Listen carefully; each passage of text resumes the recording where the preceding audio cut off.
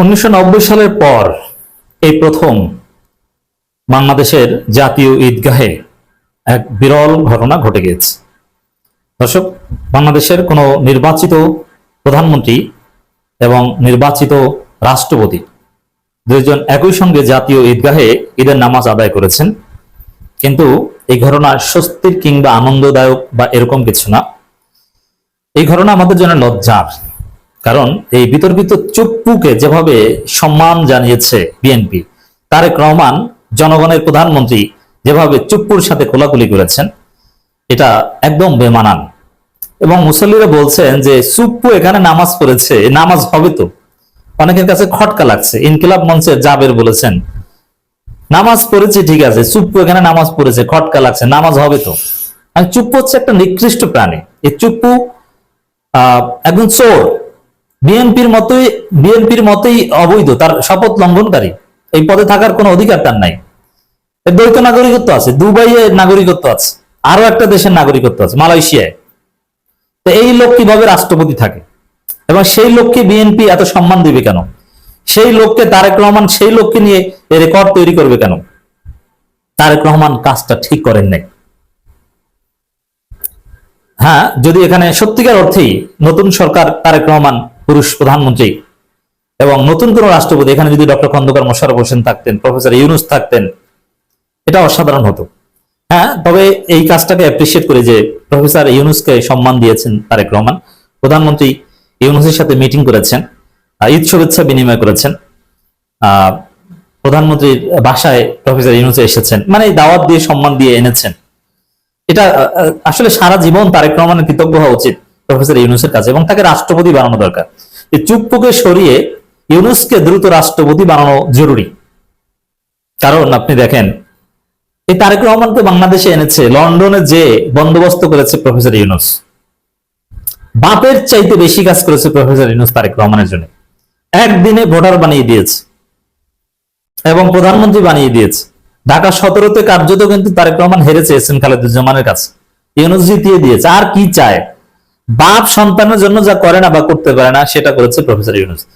তারেক রহমানের বাবা অত্যন্ত কঠোর ছিলেন। কঠোর বলতে, তারেক রহমান আমার ডিপার্টমেন্টে পড়াশোনা করতেন।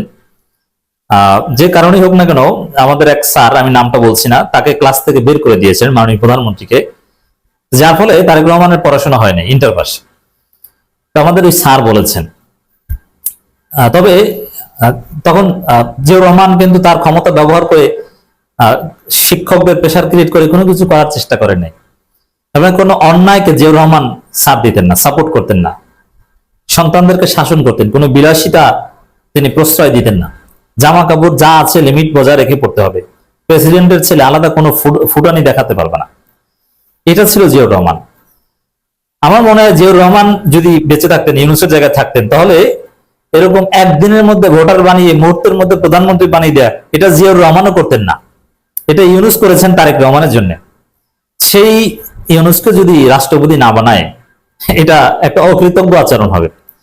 তো দর্শক, 1990 সালে সর্বশেষ নির্বাচিত প্রধানমন্ত্রী এবং নির্বাচিত রাষ্ট্রপতি, তারা একসাথে ঈদের জামাত আদায় করেছিলেন জাতীয় ঈদগাহে।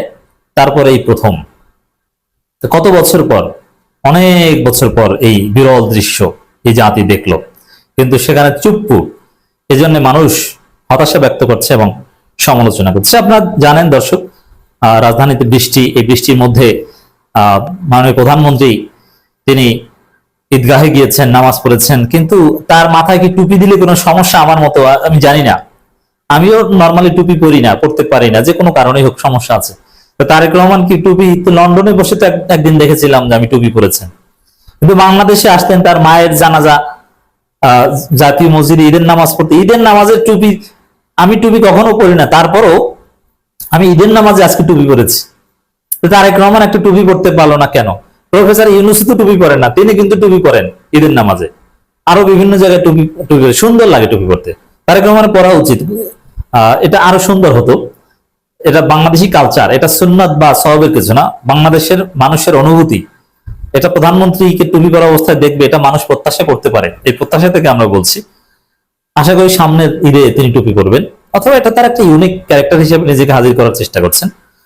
তো দর্শক, প্রধানমন্ত্রী নামাজে গিয়েছেন, তার ড্রেস সেন্স অত্যন্ত ভালো, কিন্তু রাষ্ট্রপতি চুপ্পু তার ড্রেস সেন্স খুব বাজে। এমন কালারের পাঞ্জাবি পরেন, জামা পরেন, মানে দেখলে বিরক্তিকর লাগে, বাজে, সব দিক থেকে কুরুচির। এবং তার ফেসবুকের স্ট্যাটাস নাইস এন্ড অ্যাট্রাকটিভ মনে আছে? এই হচ্ছে সেই চুপ্পু, লুচ্চা টাইপের। আমাদের রাষ্ট্রপতি একজন লুচ্চা ফার্স্ট ক্লাস, আপনাদের অবগতির জন্য জানাচ্ছি। এই ধরনের একজন লোককে সাথে নিয়ে পাশে বসে তারেক রহমান ঈদের নামাজ পড়েছেন। একই সঙ্গে ঈদের জামাত আদায় করলেন রাষ্ট্রপতি, প্রধানমন্ত্রী। কিন্তু এই দৃশ্যটা আমাদেরকে কষ্ট দেয়। এখানে চুপ্পু ছাড়া অন্য কেউ থাকলে আমরা অত্যন্ত গত বছর প্রফেসর ইউনূস যেরকম জাতীয় ঈদগাহে নামাজ পড়েছেন, এটা আমরা অত্যন্ত গ্লোরিফাই করে প্রচার করেছি এবং মানুষ এটা গ্রহণ করেছে। মানুষ স্যারকে অভিনন্দন জানিয়েছে, সবাই স্লোগান দিচ্ছে, স্যার 5 বছর চাই, 5 বছর চাই। তো তারেক রহমানকে তো হয়তো সেরকম বলতো। এরকম পুরুষ প্রধানমন্ত্রী পেয়ে মানুষ আপ্লুত অনেকটা। একটা নতুন বাংলাদেশ, যে বাংলাদেশ মনে হয় যে হাসিনা গজব থেকে বেঁচেছে। নারী প্রধানমন্ত্রী আর নিকট ভবিষ্যতে হওয়ার সম্ভাবনা নাই। অনেক সমস্যার সমাধান, নারী প্রধানমন্ত্রী হওয়াটা সমস্যা না, সমস্যা হচ্ছে হাসিনার মতো নারী। তো দর্শক, সেই জায়গা থেকে আমরা মুক্তি পেয়েছি। কিন্তু চুপ না থাকলে ভালো হতো। জাতীয় ঈদগাহ ময়দানে সকাল 8:30টায় পবিত্র ঈদুল ফিতরের জামাত অনুষ্ঠিত হয়। এই জামাতে অংশ নেন তারা। রাষ্ট্রপতির সঙ্গে প্রধানমন্ত্রী একই সঙ্গে জামাতে এই অংশগ্রহণ দেশের রাজনৈতিক ও ধর্মীয় ইতিহাসে এক বিশেষ মুহূর্ত মনে করা হচ্ছে। এর আগে নির্ধারিত সময়ে 2 ঘন্টা আগে থেকে দীর্ঘ লাইনে আইন শৃঙ্খলা বাহিনীর কঠোর নিরাপত্তার মধ্য দিয়ে ঈদের নামাজে অংশ নিতে প্রবেশ করেন মুসল্লিরা। মেঘলা আকাশ ও গুড়ি গুড়ি বৃষ্টির মধ্যে এই নামাজ অনুষ্ঠিত হয়েছে। তো দর্শক, এর আগে বিএনপি সরকারের লিখে দেওয়া যে ঈদ শুভেচ্ছা রাষ্ট্রপতি দিয়েছেন, মোটের উপরে সব জায়গায় এই লুচ্চা এবং জুলাই বিরোধী আওয়ামী ভারতের দালাল রাষ্ট্রপতি চুপ্পু সব জায়গায় অন্য 10 জনের মতোই নর্মালাইজড করা হচ্ছে, বিএনপি করছে। এটা আমাদের জন্য জরুরি সতর্ক বার্তা যে না, এই চুপ্পুকে কিছুতেই তারেক রহমান, বিএনপি আপনারা যতই তাকে মেইন স্ট্রিমিং করেন না কেন, তার মাধ্যমে যে শুভেচ্ছা বার্তা দিয়েছেন, মনে হয় যেন বিশ্ব নেতা, মহান নেতা, এবং যেভাবে সম্মান দিয়েছেন, যে এই 2 বছর তাকে সম্মান করা হয়নি, বঙ্গভবনের মধ্যে তাকে নামাজ পড়তে হয়েছে, আর এবার তিনি জাতীয় ঈদগাহে এসেছেন। এর মানে অন্য 10 জনের মতোই এইভাবে নর্মালাইজড করা, এটা আমরা মানি না, মানতে পারি না। আমরা এই চুপ্পুকে গালি দিবই। এই চুপ্পু লুচ্চা, এই চুপ্পু জুলাই বিরোধী ভারতের দালাল, হাসিনার দালাল, হাসিনার পাচাটা। অতএব বিএনপি যাই করুক, এই চুপ্পুকে আমরা জনগণের কাছে স্বাভাবিক হতে দিব না। সতর্কবার্তা এটা।